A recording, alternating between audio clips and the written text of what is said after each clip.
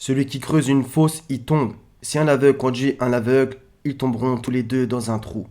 Le méchant prépare le mal, il conçoit l'iniquité et il enfante le néant.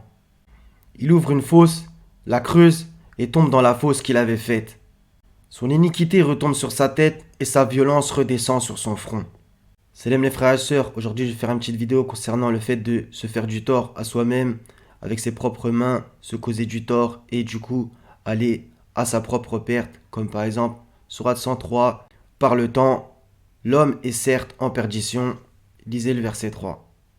Et l'humanité est spécialiste pour ça, c'est-à-dire que elle se sert de son intelligence pour aller vers son autodestruction d'elle-même, alors que notre intelligence devrait nous servir à nous entraider, à ce que ça soit le bien qui domine sur Terre, etc.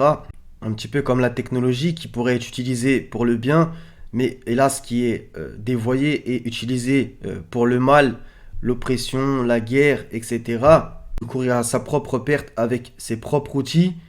Le Seigneur nous a donné toutes les indications et tous les éléments pour pouvoir nous en sortir, mais l'humanité creuse sa propre tombe, ça va à sa propre perte. Et comme il y a un verset qui le dit, ça c'est en enfer. La plupart d'entre vous détestaient la vérité. L'humanité déteste la vérité, alors que la vérité rend libre et nous affranchit. Les versets sur les dialogues qui se passent en enfer, où les gens se rejettent la faute, etc. Donc tout ça, c'est important. Et donc ce sont des gens qui ont creusé leur propre tombe avec leurs propres mains, qui sont allés vers leur perte et que le Seigneur nous en préserve. Justement, c'est l'objet de cette vidéo.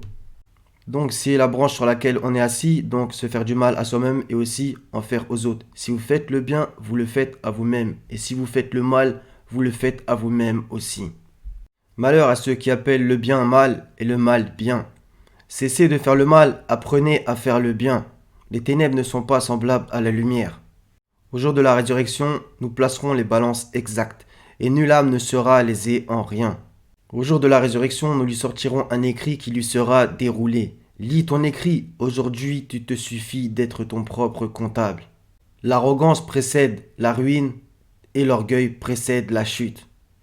Il y a pas mal de versets, par exemple aussi Corée qui a été englouti, regardez ce que le peuple pensait de lui.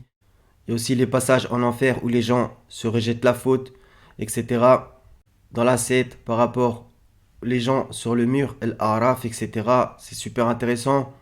Ceux qui traitent de mensonges nos ayats, nous allons les conduire graduellement à leur perte par des voies qu'ils ignorent. Donc c'est un petit message d'exhortation afin que nous réfléchissions tous là-dessus, sur le mal, le bien, etc. Le fait de s'en faire à nous-mêmes, d'en faire aux autres. Voilà, le Seigneur, il est accueillant au repentir.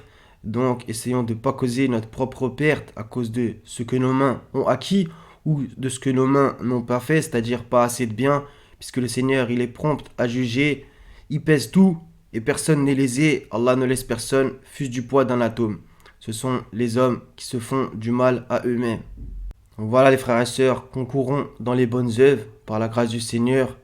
Que le Seigneur nous pardonne et qu'il vous facilite. Soyez bénis et en paix. À la prochaine, Inch'Allah. Salam.